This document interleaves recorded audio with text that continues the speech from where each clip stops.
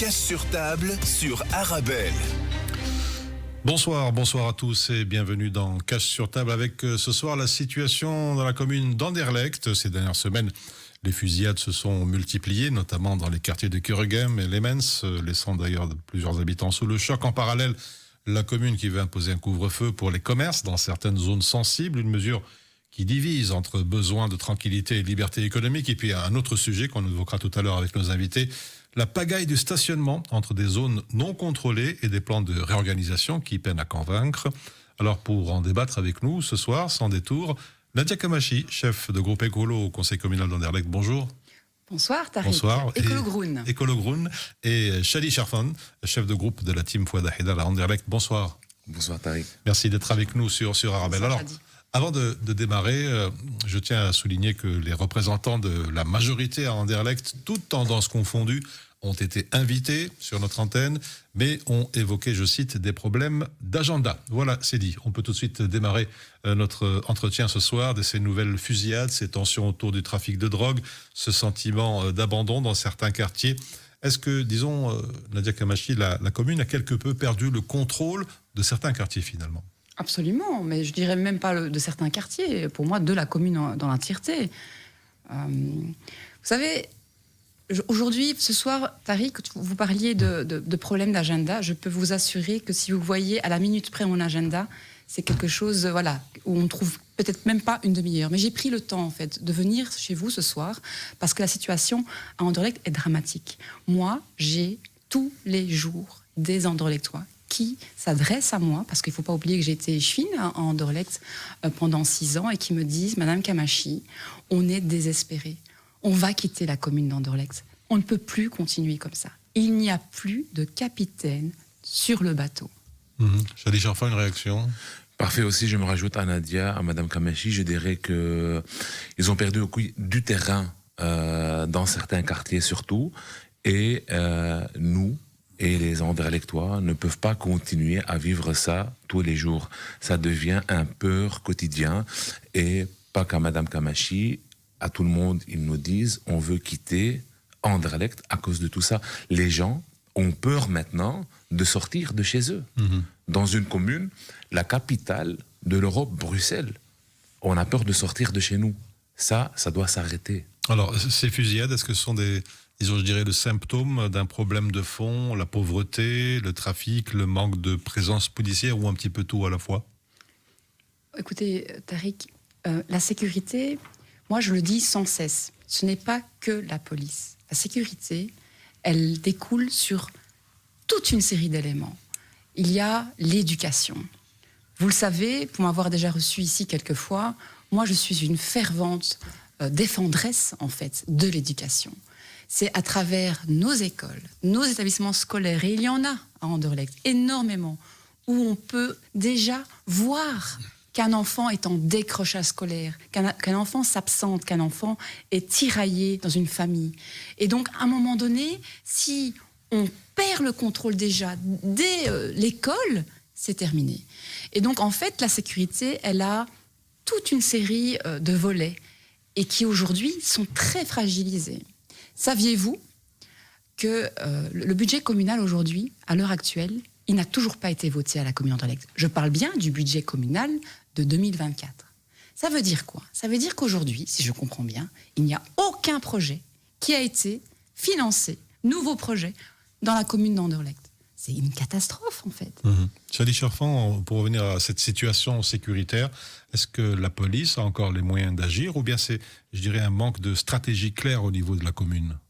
En fait, il faut un accompagnement de la commune avec la police.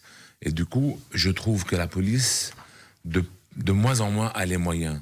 Du coup, c'est ce qui provoque cette situation. Alors, Donc, il faut un renforcement policier. Et il faut vraiment leur donner notre soutien à la police et les moyens.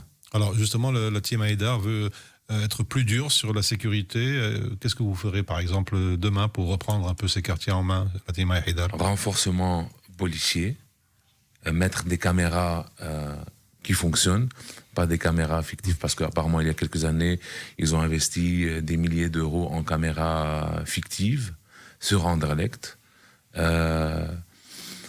être proche de ces jeunes-là, voir qu'est-ce qui se passe, écouter les gens et créer des cellules avec les voisins, avec les habitants d'Anderlecht, pour avoir une collaboration entre la police et les citoyens. Il y avait une idée qui a circulé il y a quelques semaines, mettre des militaires dans les rues. Est-ce que c'est une solution, disons, extrême ?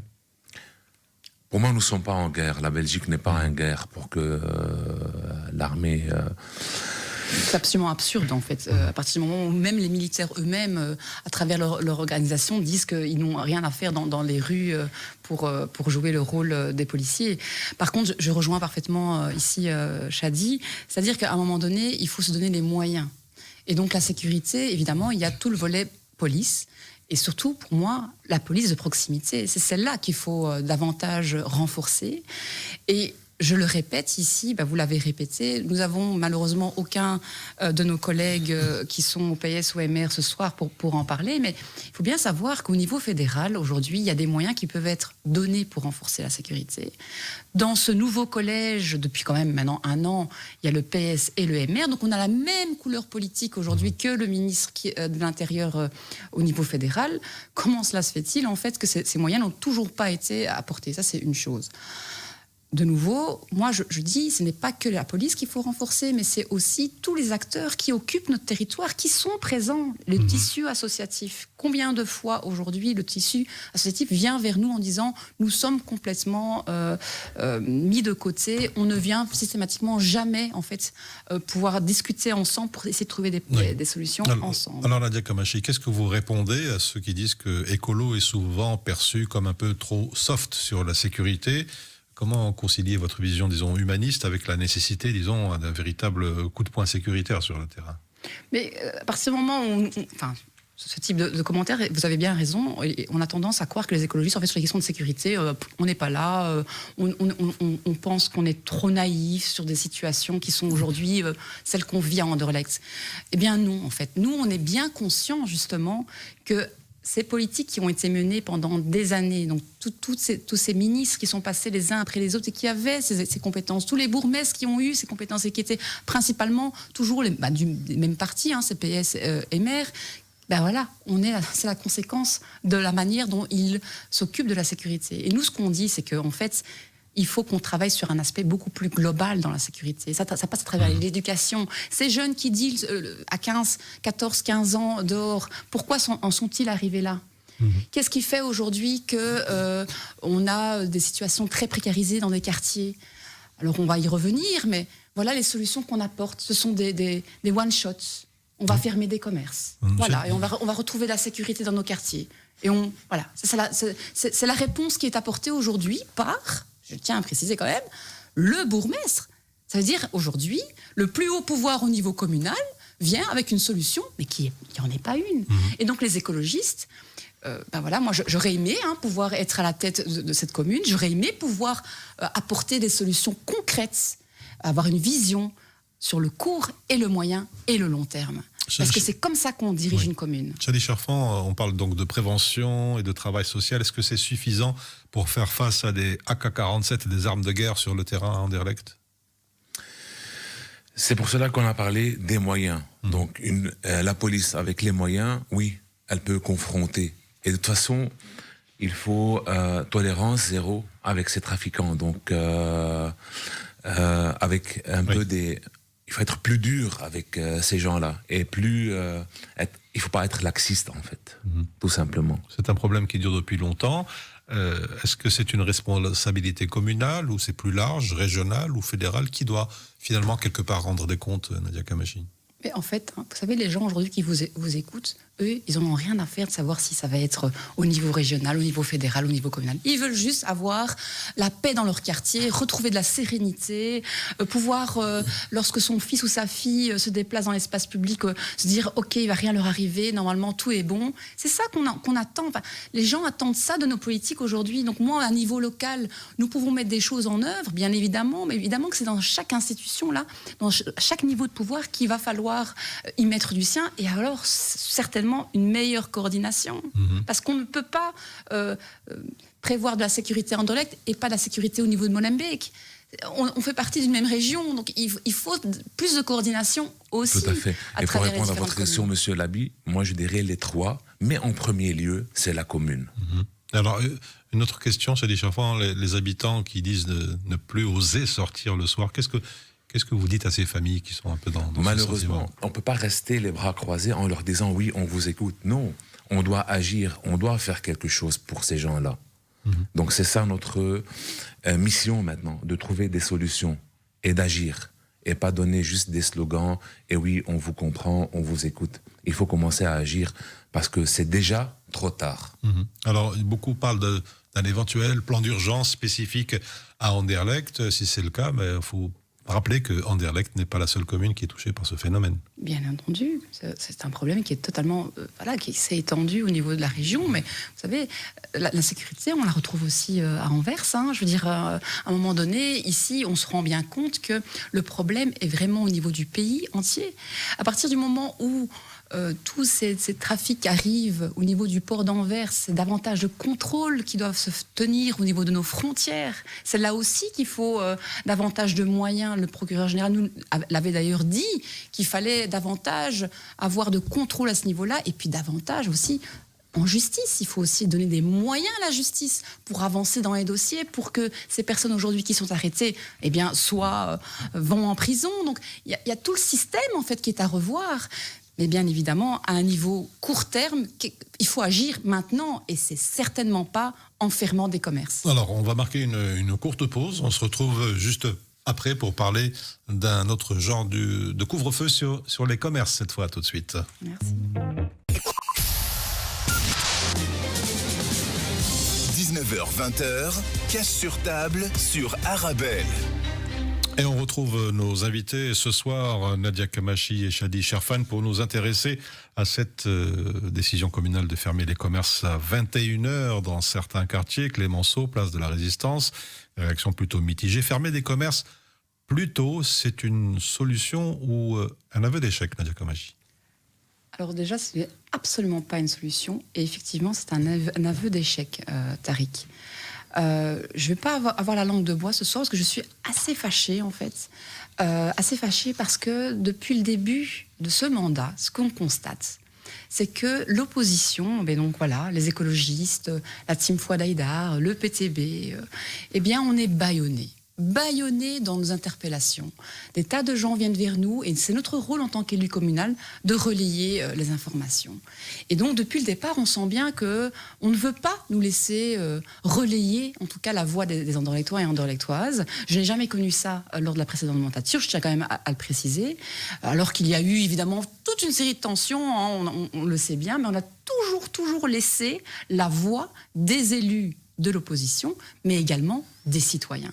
Et donc ici, l'annonce qui a été faite, elle a été faite par téléphone un matin. Un journaliste m'appelle et m'apprend en fait qu'il y a une ordonnance qui a été déposée au collège et qui stipule en fait que les commerces vont fermer à 20h. Il faut bien savoir qu'au départ c'était 20h et puis tout à coup ça a changé, c'est 21h. Et donc c'est là où on se dit quand même comment une telle décision peut être prise sans même avoir concerté les mêmes membres de ce collège, qui n'étaient pas au courant, et donc ça, moi je le sais, parce qu'on me l'a relayé également en interne, qui n'étaient pas au courant de cette décision qui a été prise unilatéralement par le bourgmestre. Et donc oui, c'est un aveu d'échec, je vous confirme. Shadi Sherfan, une réaction? Absolument un aveu d'échec, absolument. Nous sommes vraiment contre cette décision qui est absurde. C'est une décision qui punit les gens honnêtes. Je ne sais pas, une personne qui peut prendre une décision pareille, est-ce qu'elle a jamais travaillé dans sa vie? Est-ce qu'elle a jamais tenu un commerce? Est-ce que mettre fin à ces gens-là, à leur ouverture, leur gagne-pain avec une décision pareille, moi c'est absolument inadmissible. Nous sommes absolument contre cette décision-là et c'est pas comme ça qu'on résout le problème. C'est comme si, par exemple, il y a un feu et on commence à dire « Ah, il faut dégager les gens ». Non, il faut éteindre le feu. Il faut vraiment... Donc maintenant, s'il y a des malfaiteurs devant les écoles, on ferme les écoles. Donc c'est plus une punition collective qu'un message de sécurité, Absolument. En fait. C'est une punition et elle est injuste. Il faut vraiment qu'elle soit annulée, cette décision. Et les commerçants sont au courant. Demain, ils vont être au conseil communal. On les soutient et nous sommes avec eux. Il faut préciser que donc ce sera décidé demain. Et donc j'aimerais quand même préciser, je vous rejoins parfaitement, Chadi. En fait, ici, il y a une interpellation citoyenne qui a été déposée par les commerçants et qui a été refusée par le collège. Donc ça, c'est vraiment... Moi, ici, ce soir, j'ai encore eu plein de personnes qui m'ont dit, mais même nous entendre alors qu'on prend une décision sur notre avenir. Et je vous rejoins. Derrière, c'est le mot commerce, derrière le mot commerçant, ce sont des familles, ce sont des gens qui doivent pouvoir boucler la fin de leur mois. Et donc, ça veut dire qu'il y a toute une série de clients qui ne pourront plus venir dans leur établissement. Et alors, moi, j'ai posé la question, mais vraiment, c'est une question. Et qu'a prévu la commune pour compenser ces gens qui vont devoir fermer par rapport à leur chiffre d'affaires? Malgré l'insécurité que ces commerçants vivent, parce qu'ils sont comme nous aussi, on vient les obliger à fermer, donc double punition. Au lieu d'assurer la sécurité à ces gens-là, à ces commerçants-là, au contraire, il y a l'insécurité. On garde l'insécurité, mais on vous punit vous. Et autre élément très important, aujourd'hui, quand moi je traverse Kuregem, eh bien, je rentre, je descends de Clémenceau et je vais rentrer à pied en tant que femme, une jeune fille, un jeune garçon. Eh bien, le fait d'avoir des commerces qui sont ouverts à 21h, 22h, eh bien, ça rassure, on se sent plus en sécurité, il y a un contrôle social. Aujourd'hui, je me fais agresser, eh bien, je sais que je vais pouvoir rentrer dans tel magasin, Là, c'est fini, il n'y a plus ça. Donc le contrôle social disparaît. On rend, en fait, tout un quartier fantôme. Est-ce que c'est Absolument. Et j'allais faire la réplique. Je viens d'arriver de l'aéroport, j'étais à Dubaï. Et j'ai pensé à quelque chose dans l'avion. Je me suis dit, un désert, Dubaï, ils l'ont transformé en paradis. Ici, c'est un paradis qu'ils sont en train de transformer en désert. Une formule... Très belle métaphore. Voilà, franchement. Est-ce que cette mesure ne stigmatise pas encore davantage certains quartiers populaires? Ça peut être contagieux vers d'autres communes? Bien évidemment. Aujourd'hui, on prend une telle décision pour le quartier de Kuregem demain. Et attention, également sur la place de la Résistance, qui, je le rappelle, est vraiment le centre même d'Anderlecht. Demain, et c'est pour ça que moi je dis à tous les commerçants de la commune d'Anderlecht, mais plus largement des communes aussi limitrophes, qui vont sans doute, ça va être une première, vont peut-être relayer la même décision.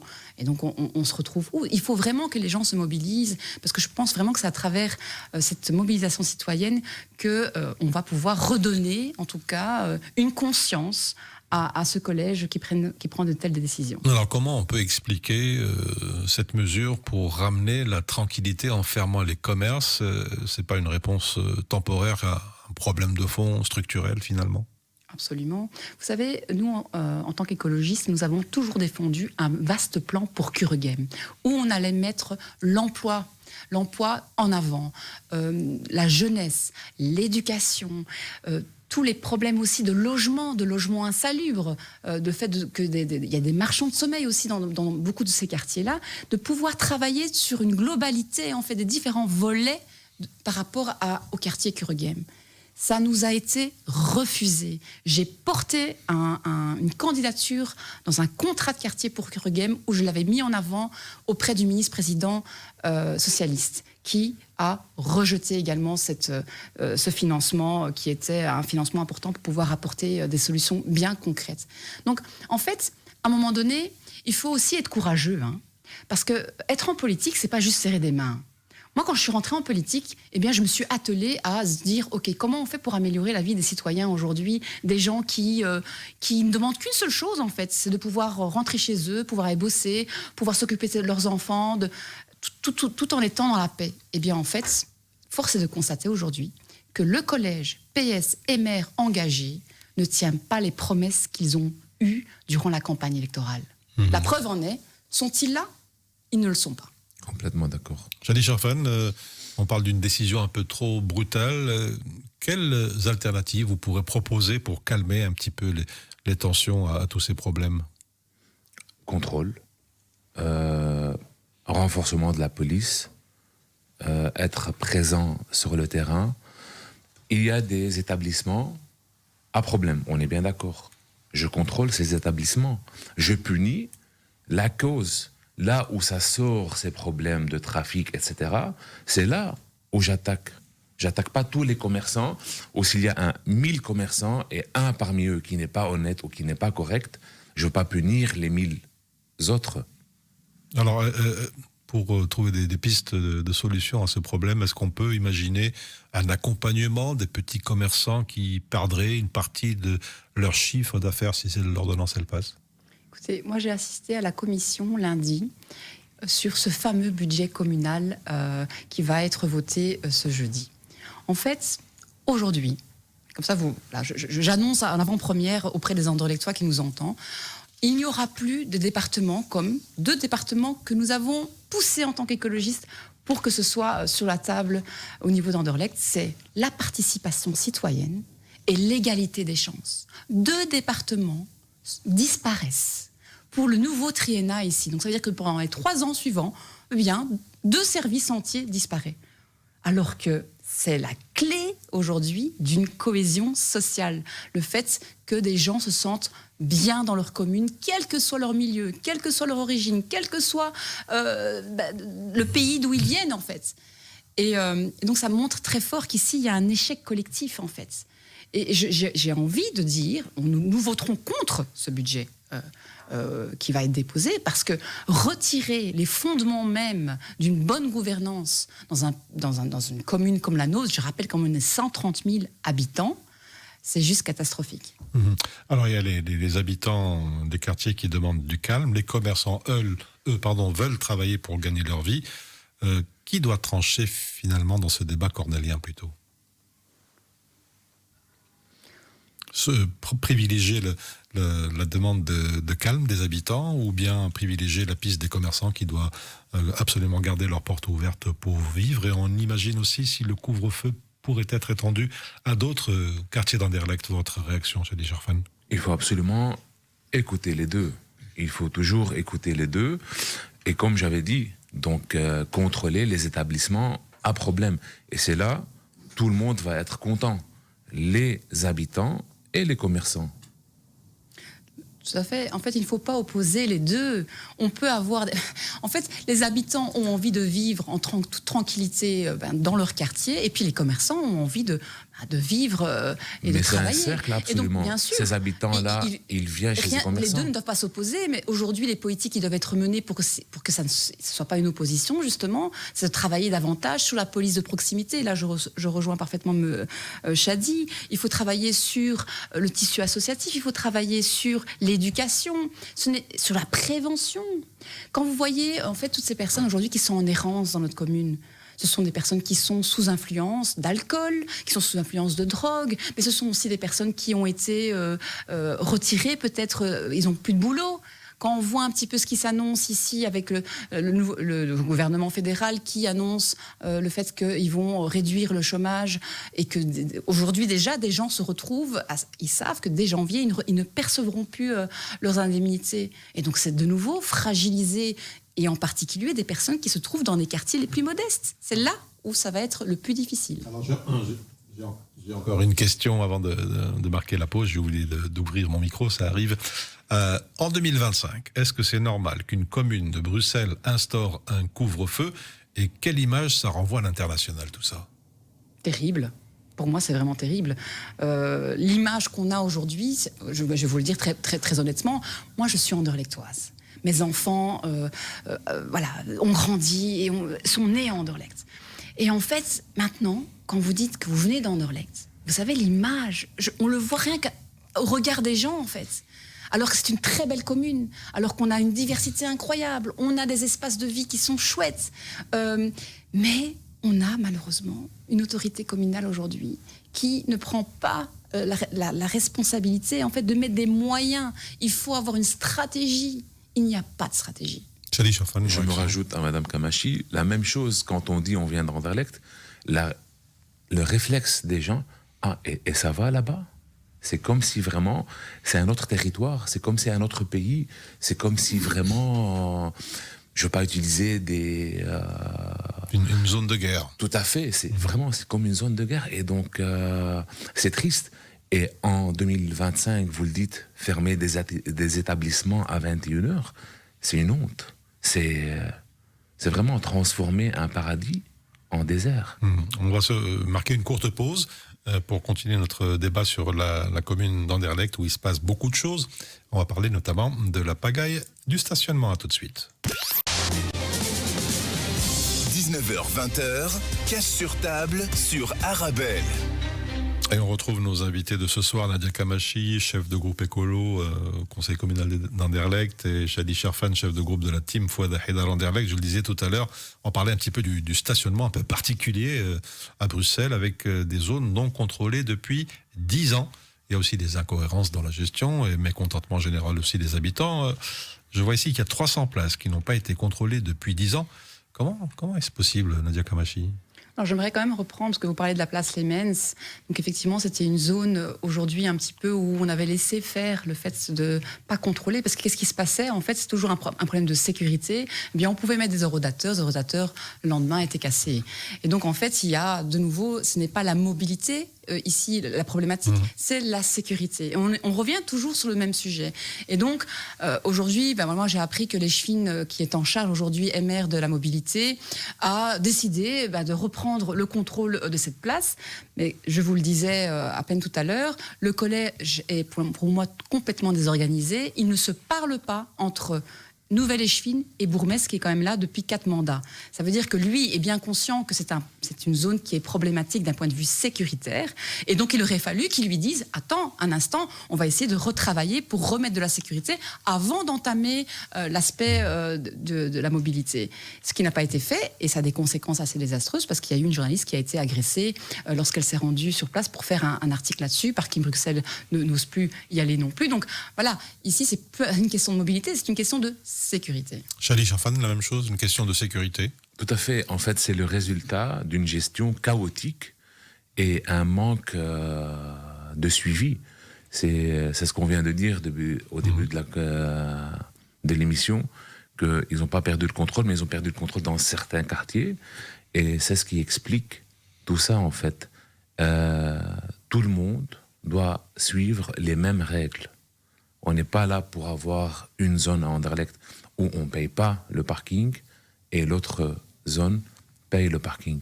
Alors, tout le monde doit suivre les règles. Parking Bruxelles semble avoir abandonné certains quartiers. C'est plus finalement économique que de réparer des horodateurs en panne que de faire payer les gens. Mais Parking Bruxelles va dans une politique, pour moi, qui est une politique très numérique. Et il ne faut pas oublier que dans les quartiers les plus fragiles, c'est ceux qui sont justement dans une fracture numérique. Donc pour moi, il faut aussi revoir la copie et remettre Parking Bruxelles autour de la table et remonter en fait la problématique que chaque quartier à Anderlecht a, de manière à ce qu'ils revoient aussi leur politique. Ils revoient un petit peu la technicité aussi par rapport au stationnement dans chaque quartier d'Anderlecht. Qu'est-ce que vous répondez aussi à certains Anderlechtoises et Anderlechtois qui parlent parfois d'amendes injustes d'un côté et d'une impunité de l'autre? Qu'est-ce que vous leur répondez? Complètement d'accord. Il faut refaire vraiment un audit, voir cette ampleur de parking Bruxelles sur quasi tous les parkings de Bruxelles, voir ces prix qui deviennent vraiment hors question, c'est hyper cher. Et à part ça, avec les huissiers, quand on commence avec une amende qui était à 25, puis elle est devenue la redevance, 37 €, qui devient 200, puis 500, et voire plus. Moi, je suis une victime de ça parce que j'ai une société de soins infirmiers à domicile, et du coup, ce sont parfois des infirmières qui oublient de mettre. Donc, on reçoit l'amende, ça passe de 37 € après quelques semaines parce que on peut oublier, et directement un huissier de justice qui vient toquer pour voir. Ça doit s'arrêter, et normalement, nos collègues au sein de la TFA au niveau régional sont en train de travailler sur ce sujet-là, et normalement on aura des réponses bientôt. Alors on va aborder un dossier cher à Écolo, la mobilité douce. Beaucoup d'Anderlechtois dépendent encore de la voiture. Comment concilier l'écologie et en fait la réalité du terrain qui est assez compliquée? Écoutez, Tariq, vous dites que Écolo défend la mobilité douce. Oui, mais nous défendons en fait quoi exactement? Nous, on défend le fait que aujourd'hui, pour aller vers un endroit donc de X vers Y, eh bien, il y a différentes alternatives qu'on doit pouvoir avoir. Et en fait, c'est de pouvoir redistribuer l'espace public suivant qu'on va être piétonnier, suivant qu'on va dire qu'on va prendre le métro pour aller, ou on va prendre le tram, ou on va prendre notre vélo, ou on va prendre une voiture partagée. C'est ça que nous disons en tant qu'écologistes. Nous défendons en fait la liberté de pouvoir emprunter n'importe quel moyen de locomotion qui va nous permettre d'arriver à destination en toute sécurité. Et quand on travaille sur la mobilité, on travaille aussi sur l'aménagement des espaces publics. Moi, je suis bruxelloise. Je suis née, j'ai grandi à Bruxelles. D'accord ? J'ai envie, moi, quand je me promène, d'être en sécurité lorsque je vais arpenter un trottoir, une rue. J'ai envie d'être dans un environnement sain pour ma santé, pour la santé de mes enfants. Eh bien, ça passe par des mesures. Et ces mesures, c'est quoi ? C'est se dire qu'on va privilégier le fait d'avoir des espaces publics de qualité, des espaces verts, mais aussi des rues scolaires. À certains moments de la journée, eh bien, lors de la rentrée ou la sortie d'école, ces enfants vont pouvoir arpenter leur quartier en toute sécurité et avec le moins de pollution possible. Mais donc, ici, les écologistes, ils défendent en fait une vision de ce qu'on a envie d'avoir dans une rue, dans une ville comme la nôtre, Bruxelles. Je ne comprends pas aujourd'hui des gens qui me disent qu'ils veulent arriver avec leur voiture d'un point A à un point B et qui ne comprennent pas qu'à un moment donné, on va mettre un espace vert, on va pouvoir remettre un petit peu d'apaisement dans un quartier, alors qu'eux viennent d'un quartier, justement, à Dilbeek, Sint-Pietersleeuw, Watermaat-Boisfort, où eux profitent de cet environnement-là. Et donc, ils ne le veulent pas pour les Bruxellois et Bruxelloises qui se trouvent et qui vivent là. Nous sommes des gens qui vivons à Bruxelles. On ne la traverse pas simplement. On vit à Bruxelles et on veut avoir un environnement sain et en sécurité pour nous et nos enfants. Chadi Charpan, votre avis justement sur cette conciliation entre l'écologie et la mobilité douce ? On est pour la mobilité douce, mais on est aussi pour respecter les trois. Les piétons, les cyclistes et les automobilistes, parce qu'il y a des automobilistes qui ne peuvent pas ne pas utiliser la voiture. Donc ça ne doit pas être ces trois façons de se déplacer, manières de se déplacer, ils ne doivent pas s'opposer. Au contraire, on doit aider les trois à pouvoir se déplacer facilement, d'une manière correcte et bien sûr promouvoir la santé, parce que c'est très important aussi. On dit la même chose. Oui. Alors, pour pouvoir circuler en voiture à Anderlecht et surtout savoir où stationner, est-ce que, pour revenir justement au plan de stationnement, est-ce qu'il est assez lisible pour le citoyen dans la commune d'Anderlecht, ou c'est un peu trop technocratique, je dirais ? Absolument technocratique. Donc c'est vrai qu'on ne s'y retrouve plus, en fait, suivant la zone. Parce qu'en plus, à Anderlecht, il faut savoir entre toutes les couleurs. Voilà, il y a certaines couleurs, etc. Donc c'est pas toujours évident pour les personnes qui arrivent dans notre commune, etc. Donc c'est vrai qu'il y a clairement quelque chose à revoir totalement pour que ce soit plus simple, aussi pour des publics, de nouveau, plus fragilisés et qui ont plus de difficultés à rentrer dans une application et à voir dans quelle zone on se trouve, en fait. Donc ça, c'est vrai que c'est important de revoir, en tout cas, cette technocratie au niveau de notre stationnement. Chadi Charpan. C'est comme si ça devient une habitude. Maintenant, je me gare ici. OK, si j'ai reçu une amende, c'est 37 €. Tant pis, je la paye. Mais à la longue, c'est dur, c'est difficile. Et c'est pas comme ça qu'on écoute le citoyen et qu'on l'aide. C'est pour cela qu'il faut revoir tout ce système de parking et des emplacements. Est-ce que vous avez l'impression qu'Anderlecht semble toujours en retard sur justement cette gestion des parkings par rapport aux autres communes ? Écoutez, moi, je vois par exemple l'exemple ici de la rue Waillé. Je vais parler d'un sujet avec lequel Chadi et moi, on discute souvent de la rue Waillé. Il devait y avoir un parking souterrain lorsque les travaux ont commencé par rapport à la rue Waillé pour... Donc, de nouveau, je le répète, on devait réparer cette rue qui était en train de s'écrouler. Les rails étaient dans un état incroyable. Donc, à un moment donné, nous prenons, nous, en tant qu'écologistes et à la responsabilité des travaux publics, le fait de rénover cette rue. Mais il y avait un parking, normalement souterrain, qui était prévu, un énorme projet souterrain qui était prévu pour, justement, l'emplacement des véhicules. En fait, ce parking, aujourd'hui, était complètement à l'arrêt. Enfin, il n'existe plus. Et donc, il y a eu une idée incroyable du collège qui est arrivée en disant, on va remettre des places de stationnement comme un mini-parking sur une place publique, qui est la place de la Résistance. Donc c'est pour vous montrer de nouveau les solutions qu'on nous met sur la table. On a appris ça le jour du conseil communal. Donc on avait le PS Vorreut qui disait non, on ne veut pas remettre des emplacements stationnement sur ces espaces publics. Et on avait les engagés, le MR, même collège, qui disait ah si, on va faire ça. En pleine séance du conseil communal. C'est pour vous montrer comment voulez-vous que des mesures ou des décisions soient prises lorsque ce collège est tellement scindé sur la vision qu'ils ont pour leur commune. Malgré qu'il y a un parking qui existe déjà en bas de la rue, voyez. Il est fermé. C'est un Absolument. parking. Il y a des voitures en panne qui sont garées là. Vous n'avez jamais été là-bas? Moi, j'ai été filmé une fois. Vous pouvez avoir peur parce qu'il y a des matelas, il y a des trucs abandonnés. Et c'est un parking qui peut être utile pour facilement 200 voitures. Donc pourquoi on ne l'utilise pas? Il est là. Les barrières sont là. Peut-être il faut faire un entretien. Et puis c'est de nouveau accessible aux gens. Et ça résout un grand problème. Alors, on va marquer une dernière pause pour nous retrouver juste après pour faire un petit peu la synthèse de notre entretien tout de suite. Voilà, on retrouve nos invités. Avant de nous quitter, on va faire une petite synthèse de cette heure d'entretien. Avec tout d'abord sur le plan sécuritaire, on a vu les fusillades se sont multipliées dans plusieurs quartiers. On l'a dit tout à l'heure, Kurugam et Lemens. Nadia Kamachi, comment voyez-vous l'avenir ? Eh bien, moi, déjà, j'ai un message très clair que j'aimerais dire déjà aux Anderlechtois et Anderlechtoises. Il est important que vous vous intéressiez aux décisions qui sont prises au sein du conseil communal. Pour beaucoup, le conseil communal, ça semble quelque chose de très nébuleux, voilà, on ne sait pas trop ce qui se passe, ça ne nous concerne peut-être pas directement. Mais en fait, tout se joue là. Toutes les décisions, elles sont prises là. Et donc moi, je vais demander concrètement au conseil prochain du 20 novembre, je vais déposer une motion, c'est-à-dire un texte qui va donner une directive très claire à ce collège, c'est de constituer un conseil en fait de quartier pour la sécurité. Ça veut dire quoi? Ça veut dire qu'autour de ce conseil, on veut avoir des habitants, on veut avoir des commerçants, on veut avoir le tissu associatif, on veut avoir la police de proximité et les services de prévention. Ça veut dire qu'on va attaquer ce problème de la sécurité quartier après quartier, mais sur un aspect global.